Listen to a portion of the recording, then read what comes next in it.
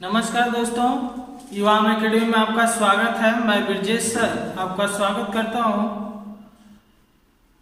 हम लोग आज संविधान की टॉपिक भाग 4 का जिसका विषय है मौलिक कर्तव्य, फंडामेंटल ड्यूटीज, मूल अधिकार पढ़ा, नीति निर्देशक तत्व पढ़ा। यह हमारा है मौलिक कर्तव्य, यानी हमारी ड्यूटीज क्या है, हमारा कर्तव्य क्या है। मौलिक अधिकार और मौलिक कर्तव्य में अगर आपसे अंतर पूछता है तो मौलिक अधिकार के लिए कहा गया था कि मौलिक अधिकार के लिए आप किसी भी कोर्ट में जा सकते हैं, लेकिन मौलिक कर्तव्य के लिए कोई आपके लिए कानूनी कार्रवाई नहीं हो सकती है। तो क्या हम मौलिक कर्तव्य के बारे में कुछ भी कर सकते हैं? हम कोर्ट में नहीं जा सकते हैं या कानूनी कार्रवाई नहीं हो सकती है। तो मौलिक कर्तव्य में वो कौन सा विषय है जिसको हम करेंगे तो हमारे ऊपर कार्रवाई भी हो सकती है।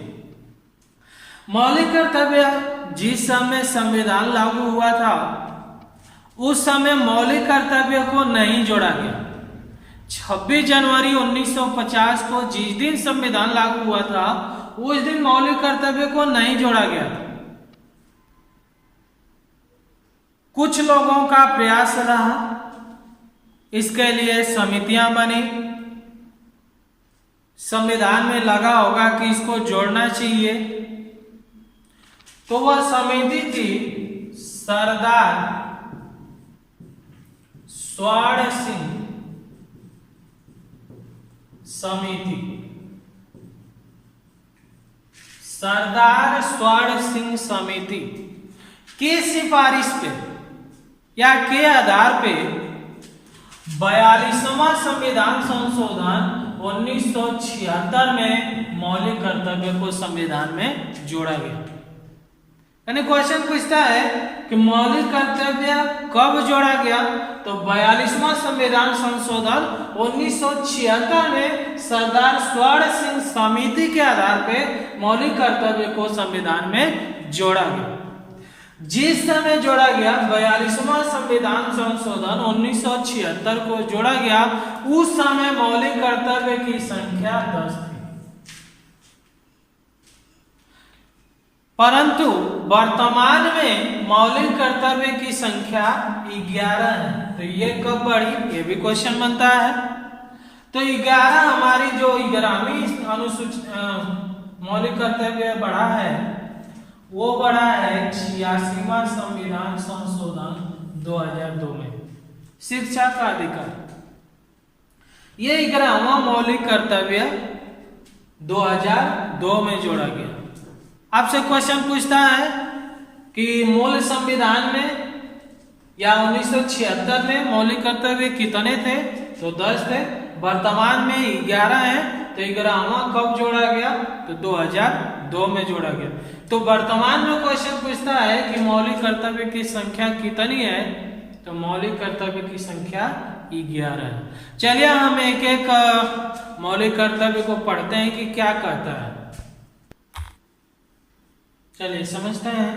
पहला हमारा कर्तव्य कहता है संविधान का पालन करें, यानी जो हमारा संविधान है उसका पालन करें, उसके आदर्शों का पालन करें, अपने राष्ट्र ध्वज का सम्मान करें, अपने राष्ट्रगान का सम्मान करें। यह हमारा कर्तव्य होता है कि हम संविधान का पालन करें, उसके आदर्शों का पालन करें, अपने राष्ट्र ध्वज का पालन करें और राष्ट्रगान का सम्मान करें। दूसरा कर्तव्य कहता है जो स्वतंत्रता के लिए, यानी जिससे हम लोग आजाद हुए हैं, हमें स्वतंत्रता मिली है, यानी स्वतंत्रता के लिए जो राष्ट्रीय आंदोलन है उसको हमेशा अपने हृदय में संजोएं और स्वतंत्रता आंदोलन के लिए हमेशा लोगों को क्या करें, प्रेरित करें। यानी कोई दूसरा देश या कोई भी हमारा पड़ोसी देश हमारे आंदोलन में कोई हस्तक्षेप न कर पाए, इसलिए राष्ट्रीय आंदोलन को हम सबको मिलकर हृदय में संजोए रखना चाहिए। तीसरा कहता है भारत की संप्रभुता, यानी उसका सम्मान, एकता, यानी हम लोगों की क्या होना चाहिए, एकता होना चाहिए। अखंडता, अखंडता मतलब होता है कुछ भी हो जाए, किसी भी स्थिति में अपने देश का, अपने राज्य का, हम लोगों के बीच का जो संबंध है उसका कभी खंडन न हो। यानी भारत की संप्रभुता, एकता और अखंडता की क्या करें, रक्षा करें। अगला कहता है देश की रक्षा करें, हमेशा देश की रक्षा करें। आह्वान किए जाने पे, यानी आपको जरूरत लगता है, यानी हमारे देश पे कोई संकट आ जाता है तो हम सभी को मिल करके राष्ट्र की क्या करना चाहिए, सेवा करना चाहिए। यानी देश की रक्षा करें, आह्वान किए जाने पर राष्ट्र की सेवा करें। यानी आपको बुलाया जा रहा है या आपको लग रहा है कि हमारे देश पे कोई संकट है तो उसको हम सभी से मिल करके क्या करना चाहिए, सेवा करना चाहिए। अगला कहता है पांचवा समरसता। समरसता का मतलब होता है समान भावना, समान भातृत्व। भातृत्व का मतलब होता है भाईचारा। यानी अपने देश में रहते हैं तो सभी वर्ग, सभी धर्म, किसी भी वर्ग का हो, किसी भी धर्म का हो, हमें सभी के प्रति भाईचारे की प्रथा रखनी चाहिए। और अगला कहता है ऐसी प्रथा जो महिलाओं के विरुद्ध है, वैसी प्रथा से हम लोगों को दूर रहना चाहिए। यानी ऐसी प्रथा हम लोगों को नहीं अपनाना चाहिए जिससे महिलाओं का अपमान हो या महिलाओं को कोई प्रॉब्लम हो। ये कहता है समरसता यानी समान भाव, समान भातृत्व यानी भाईचारे की भावना, और ऐसी प्रथा जो महिलाओं के विरुद्ध है हमें उससे दूर रहना चाहिए। अगला कहता है सामाजिक संस्कृति यानी कंपोजिट कल्चर। हमारी जो सभ्यता है, हमारी जो संस्कृति है उसको कभी हमें भूलना नहीं चाहिए। और गौरवशाली परंपरा यानी ऐसा हम लोगों का संस्कृति रहना चाहिए, जिस देश में रहते हैं उस देश की संस्कृति के साथ रहना चाहिए, जिससे हमारा गौरव क्या हो, हमेशा बढ़ता रहे। अलग आता है पर्यावरण यानी जो हमारे आसपास का क्षेत्र है, वन, झील, नदी, वन्य जीव, यानी पर्यावरण, वन, झील, नदी, वन्य जीव की हमेशा क्या करें, रक्षा करें। यह हमारा क्या है, कर्तव्य है। तो 1 से 7 तक पढ़े, आइए अगला देखते हैं। अगला कर्तव्य देखते हैं। 8वां कहता है वैज्ञानिक दृष्टिकोण यानी विज्ञान के क्षेत्र में मानववाद यानी मानव को हमेशा अपने अंदर सुधार लाना चाहिए, हमेशा कुछ न कुछ नया सुधार लाना चाहिए। ज्ञान अर्जन यानी हमेशा कुछ न कुछ उसे ज्ञान अर्जन करना चाहिए, चाहे वो किसी भी एज के स्थिति में। हमेशा वैज्ञानिक के क्षेत्र में मानववाद यानी हमेशा अपने अंदर सुधार लाने का प्रयास करें, और ज्ञान अर्जन का मतलब हमेशा कुछ न कुछ ज्ञान अर्जन करने की भावना होनी चाहिए।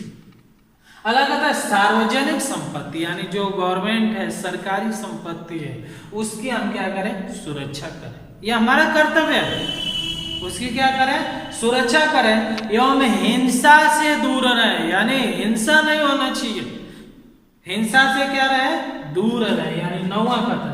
10वां कथा व्यक्तिगत, चाहे अपना हो चाहे सामूहिक, सभी लोगों का समूह हो, हमेशा अपने क्षेत्र में उत्कर्ष मतलब होता है विकास, आगे की ओर बढ़ना। चाहे वो कोई भी रोजगार हो, चाहे कोई भी जॉब हो, चाहे कोई भी काम हो, अपना या सामूहिक हो, दूसरे को भी, व्यक्तिगत एवं सामूहिक, हमेशा अपने रोजगार के क्षेत्र में या किसी भी जॉब के क्षेत्र में, किसी भी कार्य के क्षेत्र में हमेशा हमें आगे बढ़ना चाहिए, हमेशा अपने अंदर विकास करना चाहिए, जिससे हमारा राष्ट्र का निरंतर क्या हो, विकास हो। हमेशा विकास होगा। हम अपने देश को ऐसी स्थिति में रखेंगे कि अन्य देशों से हमारा देश हमेशा क्या रहे, ऊंचा रहे, हमारा देश सबसे आगे रहे। यानी व्यक्तिगत एवं सामूहिक सभी क्षेत्र में उत्कर्ष हो, विकास हो, जिससे हमारा राष्ट्र निरंतर क्या करे, विकास करे। इतना मौलिक कर्तव्य 1976 में जोड़ा गया था, ये जोड़ा गया है 2002 में, 6 से 14 वर्ष के बच्चों को, यानी हर एक माता पिता का कर्तव्य है कि 6 से 14 वर्ष के बच्चों को निःशुल्क एवं अनिवार्य शिक्षा दे। यानी माता पिता का यह कर्तव्य बनता है कि अपने बच्चों को प्राथमिक शिक्षा दे, क्योंकि सरकार उनके लिए प्रयास कर रही है, तो आपका कर्तव्य बनता है कि आप उनको प्राथमिक शिक्षा दें। यानी मौलिक कर्तव्य कुल 11 है, 11 को हम लोग एक एक करके पढ़ा। अगला क्वेश्चन पूछता है कि मौलिक कर्तव्य कहाँ से लिया गया है, तो पिछले वीडियो मैंने बताया कहाँ से लिया गया है, तो इसको रूस से लिया गया है। अब जितने भी क्वेश्चन मौलिक कर्तव्य से बनते हैं हम बता दिए। अब आपका कर्तव्य बनता है कि मौलिक कर्तव्य को याद करें। दूसरी चीज, मौलिक कर्तव्य के लिए कोई कानूनी कार्रवाई नहीं की जा सकती है या कोई जबरदस्ती आपसे नहीं करवा सकता है, लेकिन कुछ ऐसी स्थितियां इसमें हैं, जैसे हम राष्ट्रगान का सम्मान न करें, राष्ट्र ध्वज का सम्मान न करें, पर्यावरण का सुरक्षा न करें, वन्य जीवों का सुरक्षा न करें, तो इसके लिए हमें कानून सजा दे सकती है, भले ही वो हमारा कर्तव्य है। इसलिए हमें इन बातों पर भी ध्यान देना चाहिए कि कहीं भी हमारे राष्ट्र ध्वज का सम्मान में कोई प्रॉब्लम न हो, हमारे देश की रक्षा में कोई प्रॉब्लम न हो, हम वन्य जीवों, वन का, पर्यावरण का सुरक्षा करें, क्योंकि हमारा कर्तव्य भी है। और ये अगर हम नहीं करते हैं, हम राष्ट्र ध्वज का सम्मान नहीं करते हैं, राष्ट्रगान का सम्मान नहीं करते हैं, वन्य जीवों को मारते हैं, तो हमारे ऊपर कार्रवाई की जा सकती है। इसलिए हमें इन सब बातों का भी ध्यान देना चाहिए। तो दोस्तों, हम लोगों ने मौलिक कर्तव्य को पढ़ा। आप पूरा वीडियो देखेंगे, क्योंकि मैं हर एक वीडियो में एक एक चीज, छोटी से छोटी चीजों को डिफाइन करते आ रहा हूं, ताकि आपको कहीं पर भी किसी परीक्षा में कोई प्रॉब्लम न हो। लेकिन दोस्त, आपको तभी याद हो सकता है जब आप इस चीजों को बारीकी से देखेंगे, बारीकी से पढ़ेंगे, आप मेहनत करेंगे, हम लोग भी मेहनत करेंगे, आपको सफलता जरूर मिलेगी। तो आप इस वीडियो को 1 या 2 बार देखें। आप देखेंगे पूरा, आपको हम विश्वास दिलाते हैं कि पूरा आपको याद हो जाएगा। सिर्फ इतना है कि आप मेहनत करिए, आप मेहनत करेंगे, हम लोग हमेशा आपके लिए कुछ न कुछ करते रहेंगे। फिर मिलेंगे अगले वीडियो के साथ कुछ और लेकर। अगर आपको यह वीडियो अच्छा लगे तो उसको लाइक करिए, कमेंट करिए। कोई क्वेश्चन में प्रॉब्लम होता है तो हमें कमेंट में बताइए, या कोई क्वेश्चन आपको मौलिक कर्तव्य से या जिस वीडियो में जो सब्जेक्ट पढ़ाए हैं, जो विषय पढ़ाए हैं, अगर उनसे कोई आपको प्रॉब्लम है, आप निस्संदेह कमेंट में लिखिए, हम उसका आंसर देंगे। आपका कमेंट हम हमेशा देखते रहते हैं। आपको जहां पर भी कोई प्रॉब्लम दिखता हो, कोई वर्ड समझ में नहीं आता हो, तो आप कमेंट में लिखें और इस चैनल को सब्सक्राइब करें। जय हिंद।